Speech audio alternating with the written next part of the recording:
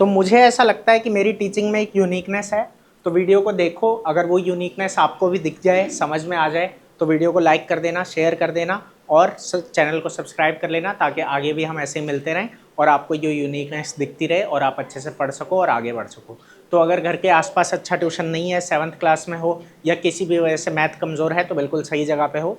यहाँ पे आपको हफ्ते में 3 दिन, ट्यूसडे, थर्सडे, सैटरडे शाम 3 बजे आपकी क्लास की वीडियोस मिल जाया करेगी। तो अच्छे से पढ़ो, देखो, समझो। और कुछ ऐसी भी चीज़ें होंगी जो शायद कोई और आपको नहीं बताएगा, ऐसी बातें भी आपको पता साथ में लगती रहेगी। तो चलो चालू करते हैं। यहाँ सिर्फ रटेंगे ही नहीं, पूरे कॉन्सेप्ट पे ध्यान देंगे, हर चीज़ को अच्छे से पढ़ेंगे। तो चलो देखते हैं। ठीक है, चैप्टर हमारा चल रहा था अलजेब्रिक एक्सप्रेशन। ठीक है, चैप्टर हमारा अलजेब्रिक एक्सप्रेशन अभी चल रहा है। उसके बारे में बहुत सी छोटी छोटी बातें हमने बताई थी। ठीक है, जैसे अलजेब्रा क्या होता है ये बताया था। ठीक है, तो अलजेब्रा क्या है? मैथमेटिक्स की वो ब्रांच जिसके अंदर लेटर्स का यूज़ होता है। किसका यूज़ होता है बेटा? लेटर्स का। ठीक है, किन्हें डिनोट करने के लिए? नंबर्स और वेरिएबल्स को, है ना। एक मैथमेटिक्स की ऐसी ब्रांच है जिन्हें डिनोट करने के लिए, मतलब सॉरी, मैथमेटिक्स की ऐसी ब्रांच है जिसमें लेटर्स का यूज़ होता है। जिसमें किसका यूज़ होता है? लेटर्स का। ठीक है, किसे डिनोट करने के लिए? नंबर्स को और वेरिएबल्स को, नंबर्स को और वेरिएबल्स को। ठीक है, ये बात। फिर बताया था नंबर क्या होती है, तो नंबर क्वांटिटी ही होती है ना। हाँ, कि क्वांटिटी होती है, ठीक है, या फिर वैल्यू होती है। ठीक है, इतनी बात समझ में आई, उसमें तो कोई दिक्कत नहीं है। आगे चलते हैं थोड़ा सा। अब मजे की बात यह आती है कि उसमें फिर पढ़ा था वेरिएबल क्या होता है। वेरिएबल किसे कहते हैं? वेरिएबल, देखो वेरिएबल कहते हैं, ठीक है, ऐसे कैरेक्टरिस्टिक या फीचर, ठीक है, जो कि नापे जा सकते हैं, जो कि नापे जा सकते हैं। ठीक है, और जिनकी अलग अलग वैल्यूज हो सकती है, जिनकी अलग अलग वैल्यूज हो सकती है। ठीक है, जैसे एग्जांपल समझना इसका, जैसे आप लोगों की एज, सबकी एज अलग अलग है। ठीक है, हाइट सबकी अलग अलग है, समझ आए, इनकम सबकी अलग अलग है। ठीक है, तो ये चीज़ें होती है कि अलग अलग वैल्यूज होती है जिस भी चीज़ की, किसी भी कैरेक्टरिस्टिक या फीचर की। ठीक है, उसे हम क्या बोलते हैं? वेरिएबल।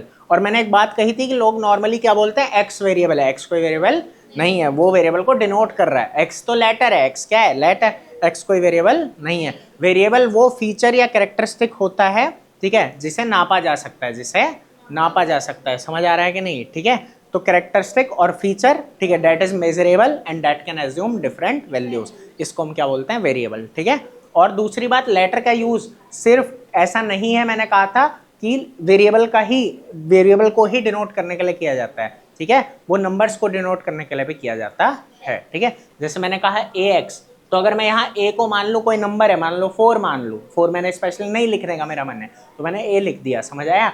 ठीक है, या फिर ए को मैं कोई नंबर की कैटेगरी मान सकता हूँ कि ए कोई रियल नंबर है, ए कोई क्या है बेटा? रियल नंबर या नेचुरल नंबर है। समझ आ रहा है कि नहीं? उस तरीके से। ठीक है, और एक्स को मैं मान लूँ कि वेरिएबल है, मतलब हाइट है। ठीक है, ये हाइट हो गया और ये नेचुरल नंबर, ये कोई क्या हो गया बेटा?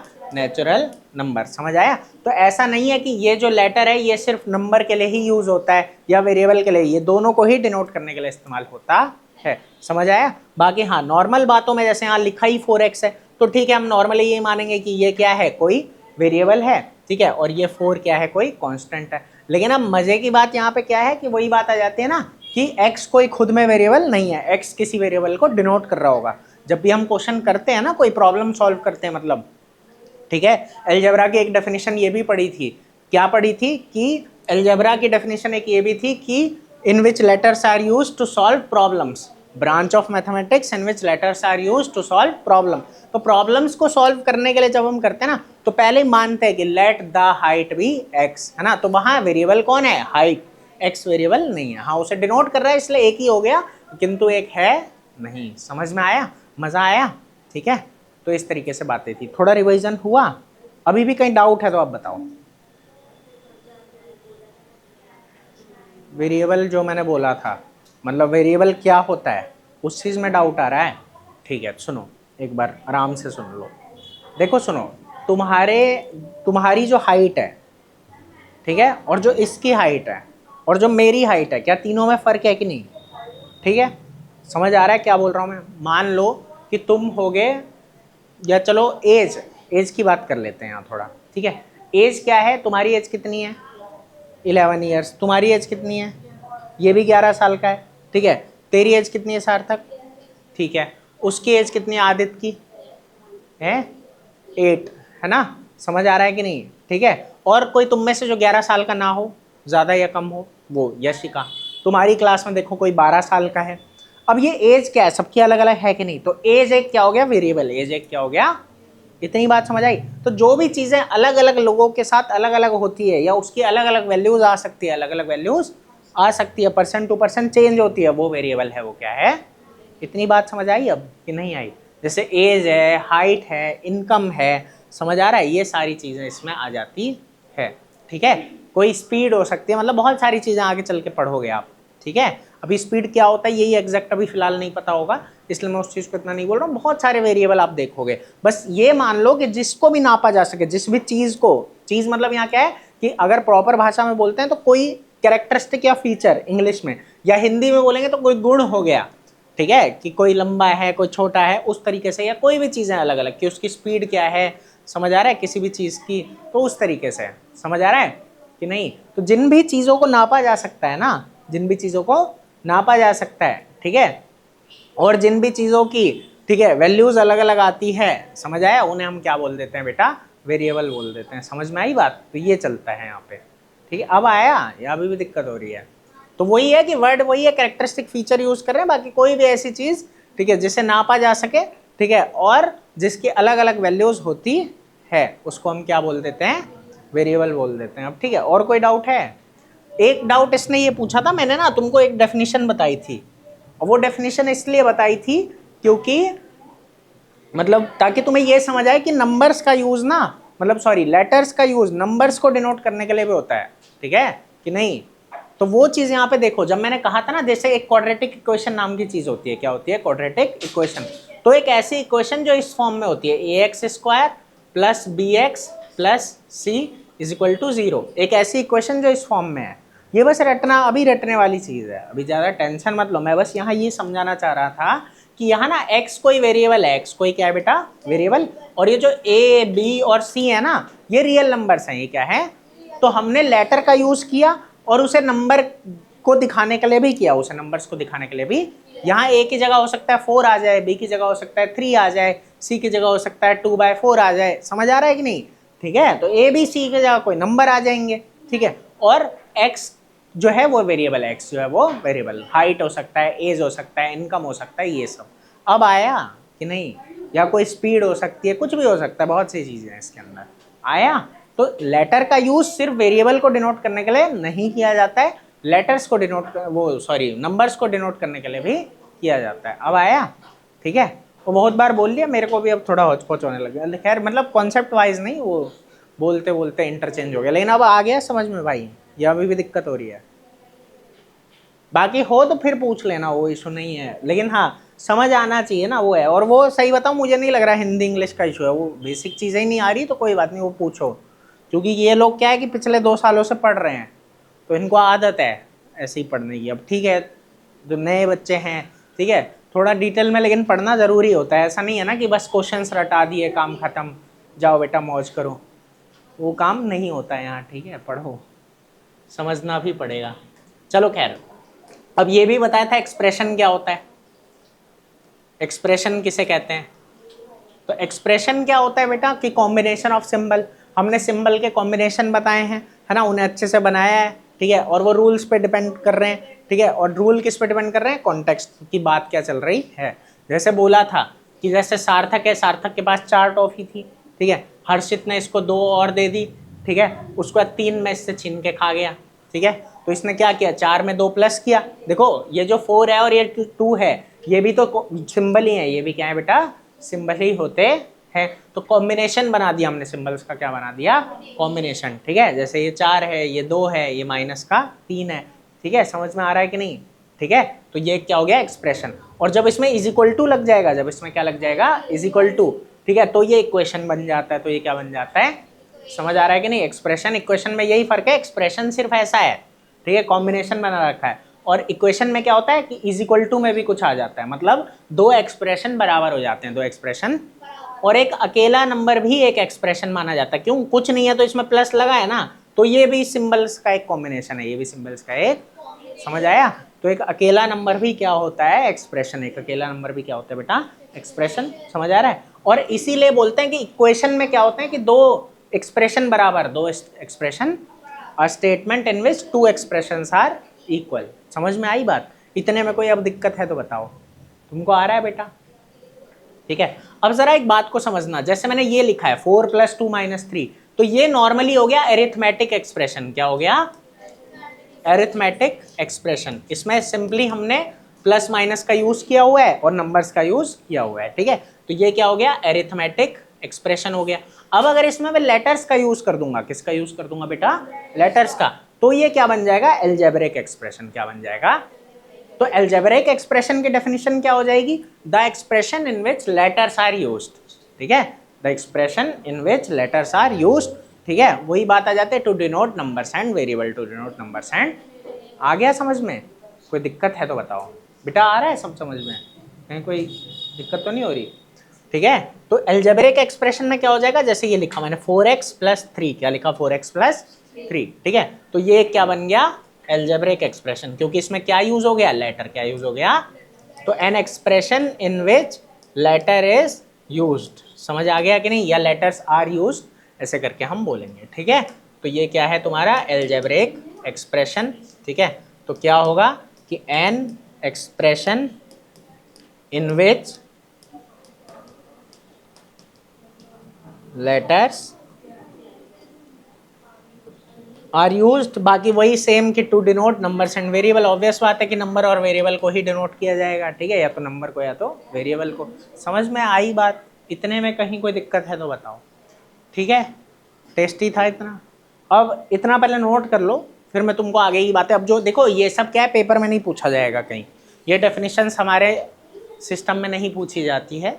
ठीक है, क्योंकि हमारे में बस क्वेश्चन पूछे जाते हैं। ठीक है, लेकिन वो है कि ये सब जानना ज़रूरी है, इसलिए बताया गया है। तो इनको समझना अच्छे से, और आगे अब जो वो पढ़ेंगे वो सब पेपर में पूछा जाएगा। तो पढ़ते हैं, पहले इतना जल्दी से नोट करो बेटा। जितनी देर में ये लोग नोट करेंगे माइक ऑफ रहेगा। ठीक है, आप वीडियो को आगे कर लेना। ठीक है, और आप भी साथ में या तो नोट कर लो। ठीक है, फिर जैसे इनका नोट हो जाएगा मैं माइक को दोबारा ऑन कर दूंगा, दोबारा से फिर आप पढ़ना चालू कर देना। क्योंकि एडिटिंग का टाइम होता नहीं है, इसलिए मैं काटा पिटी नहीं करता हूँ, तो उसके लिए सॉरी। बाकी करो, पढ़ो।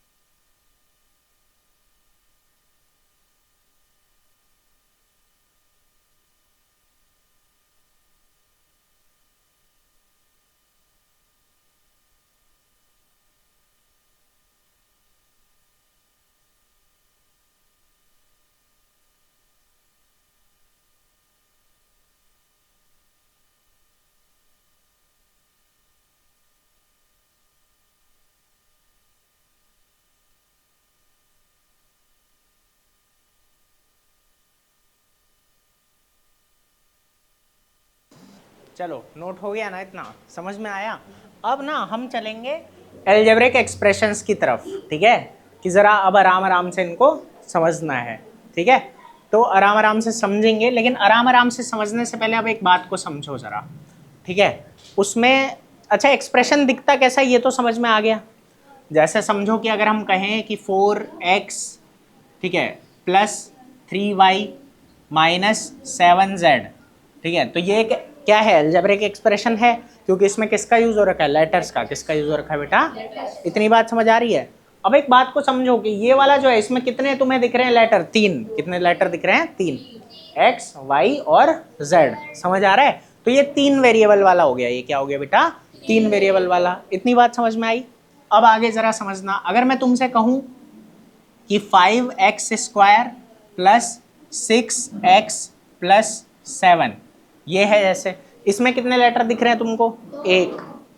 सिर्फ x ही तो है, यहाँ क्या है ना, x की पावर लगी हुई है, वो अलग बात है। वेरिएबल तो एक ही दिख रहा है, मतलब लेटर तो एक ही दिख रहा है ना, तो ये एक वेरिएबल वाला हो गया। ये कितने वाला हो गया, एक वेरिएबल वाला। ये बातें समझ में आ रही है ना, ये इजी बातें हैं, ठीक है, इनमें कोई दिक्कत नहीं है, ठीक है। तुम्हें आया नहीं बेटा, उससे मतलब नहीं है, बात यह है कि x ही है ना सिर्फ, तुम्हें y, z या a या b और तो कोई लेटर नहीं दिख रहा ना, लेटर तो एक ही है ना, 2 x होने से मतलब नहीं है। बात यह है कि वो x है, ठीक है, ये भी x है और ये भी x है। हाँ, यहाँ x की जगह अगर मैं मान लो b लिख दूं, क्या लिख दूं, b, ठीक है, तो उस केस में क्या बोलोगे कि ये कितने वेरिएबल वाला हो गया, 2 वेरिएबल वाला आया। तो इसमें कितने वेरिएबल हैं, 3 वेरिएबल। कितने वेरिएबल हैं, 3 वेरिएबल्स हैं। समझ में आ रही है बात कि नहीं। इसमें कितने वेरिएबल हैं, 1 है ना, 1 वेरिएबल वाला है। उसके बाद ये 2 वेरिएबल वाला है। समझ में आई बात।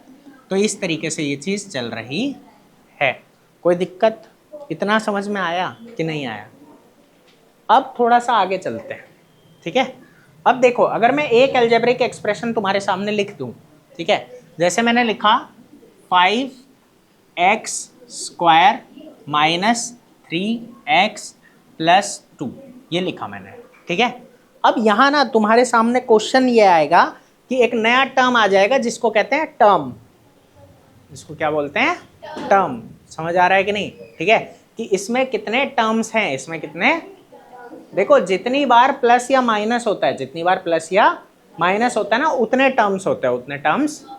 जैसे इसमें कितनी बार प्लस या माइनस है, कौन कौन बता, कितनी बार है, 2 बार। कितनी बार है, 3 बार। कितनी बार है भाई ऐसी, इसमें प्लस माइनस कितनी बार है, 2 बार। 2, अच्छा, माइनस भी एक है और प्लस भी एक है, नहीं कंबाइन करके वैसे पूछ रहे हैं, ठीक है। 2 दिख रहे हैं तुम्हें, तुम्हें 2 दिख रहे हैं, सार्थु को 3 दिख रहे हैं कि 2, अच्छा 2 ही हैं। देखो एक ही बच्चा सही बोल रहा था, वो भी तुम्हारे बहकावे में आ गया बेचारा। बेटा जहाँ कुछ नहीं होता ना, वहाँ भी तो प्लस होता है, जहाँ कुछ नहीं होता वहाँ क्या होता है, प्लस। इतनी बात समझ आई। तो जितनी बार प्लस माइनस है, जितनी बार प्लस माइनस है, समझ आ रहा है, और जहाँ कुछ नहीं है वहाँ क्या है, प्लस। समझ आया। तो जितनी बार प्लस माइनस है उतने टर्म होते हैं, उतने क्या होते हैं, समझ आई बात कि नहीं। एक एक्सप्रेशन में जितनी बार प्लस या माइनस है उतने टर्म्स हैं, उतने टर्म्स हैं, और यहाँ जहाँ कुछ नहीं है वहाँ क्या होता है, प्लस। समझ आई इतनी बात। तो इसके अंदर नंबर ऑफ टर्म्स कितने हैं, इसके अंदर नंबर ऑफ टर्म्स हैं 3। समझ आया कि नहीं, ठीक है, नंबर ऑफ टर्म्स कितने हैं, 3।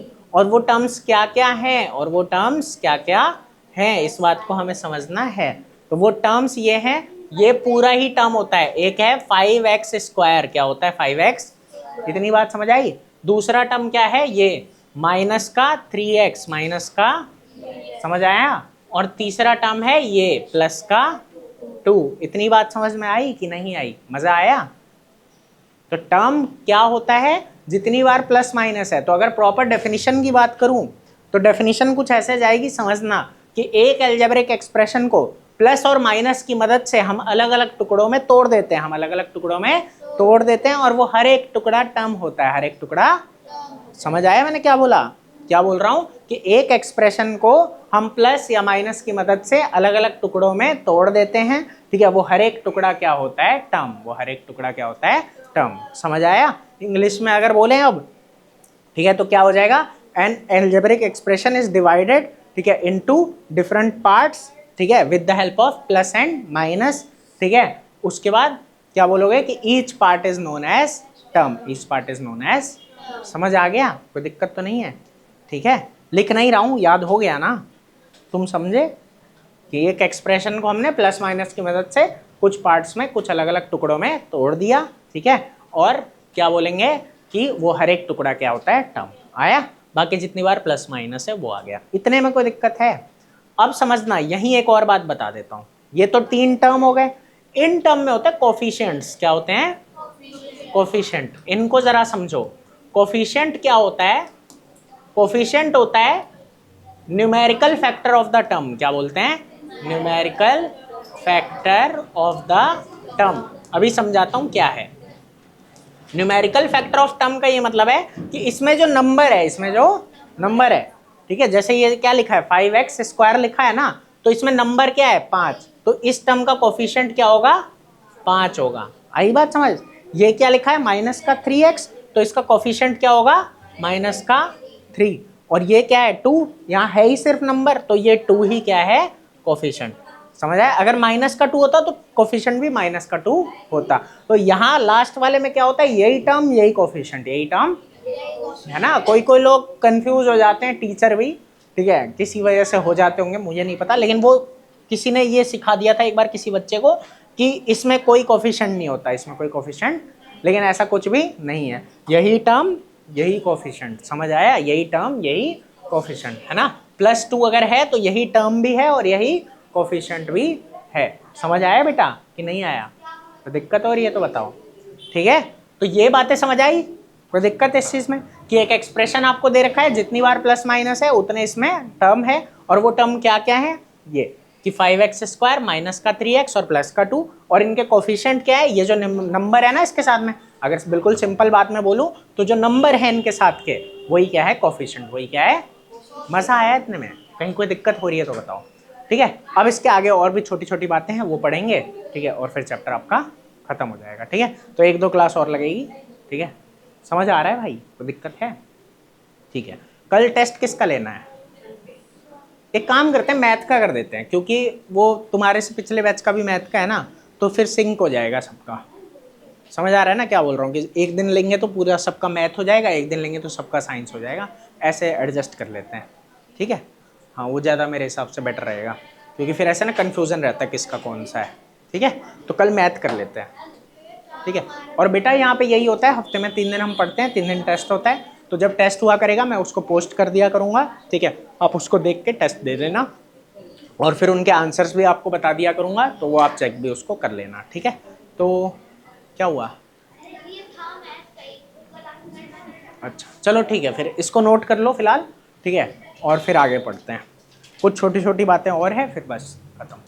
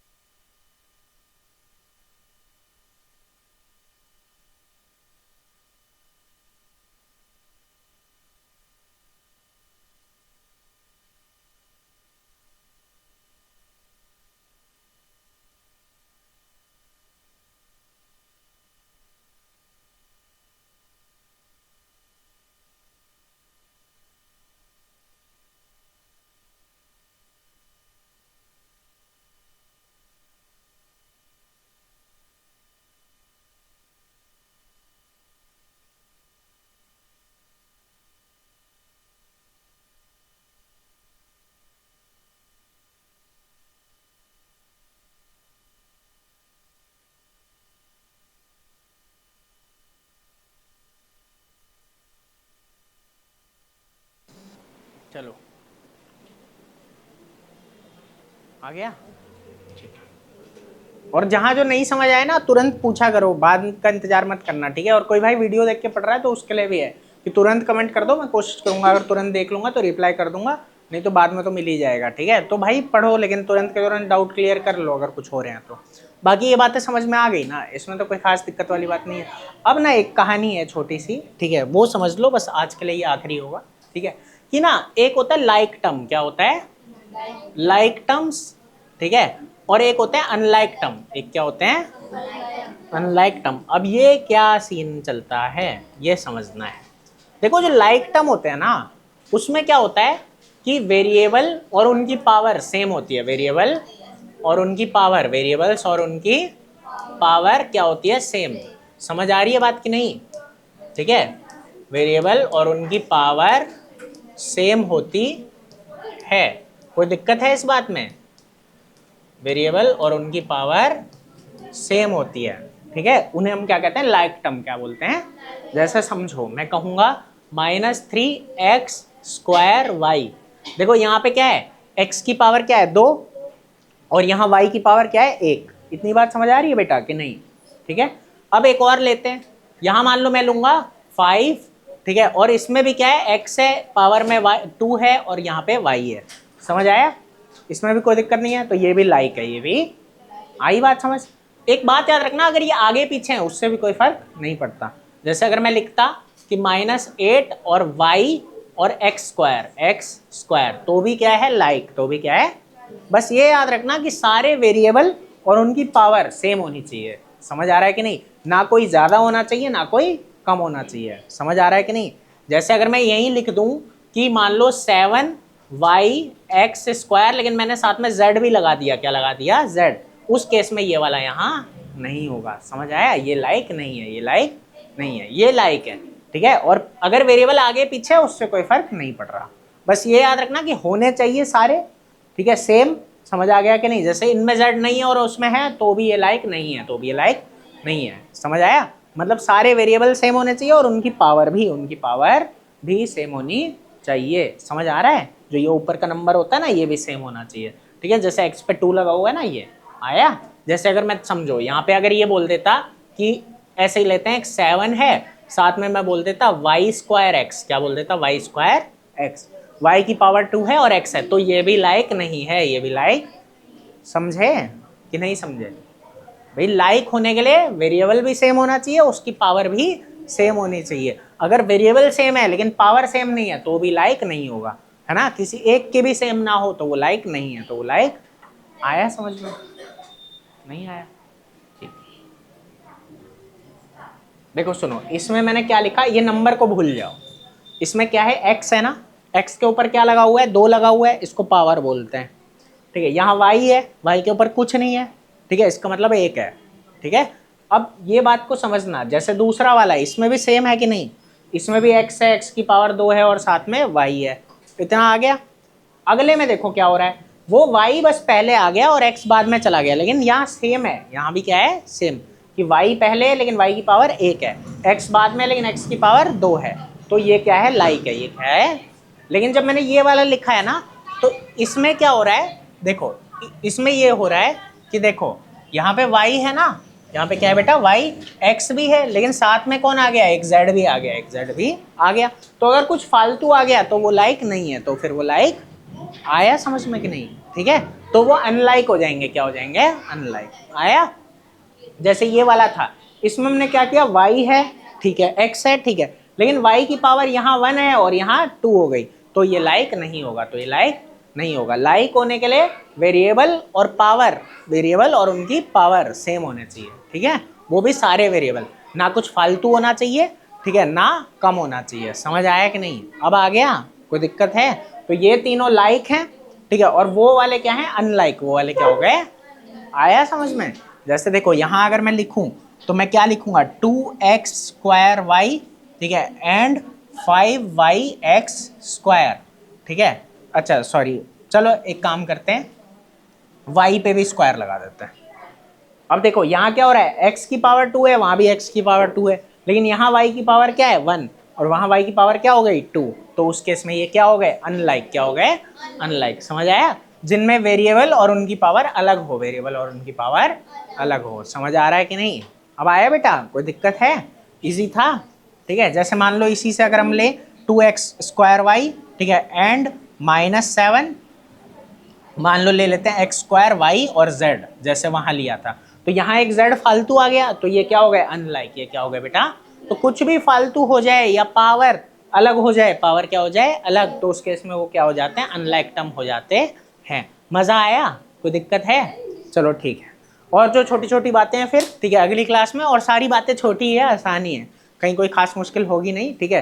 तो पढ़ो अच्छे से, सीखो, ठीक है। और जो बच्चे भाई यूट्यूब पे पढ़ रहे हो वो भी, ठीक है, रेगुलर आपको वीडियोस मिल जाया करेगी, तो अच्छे से पढ़ो, सीखो, समझो, ठीक है। और जहां आपको डाउट आए एक छोटा सा कमेंट करना, मैं पूरी कोशिश करूंगा और अच्छे से आपको समझा सकूं। तो चलो बस आज के लिए इतना ही, बाकी परसों मिलते हैं फिर शाम 3 बजे।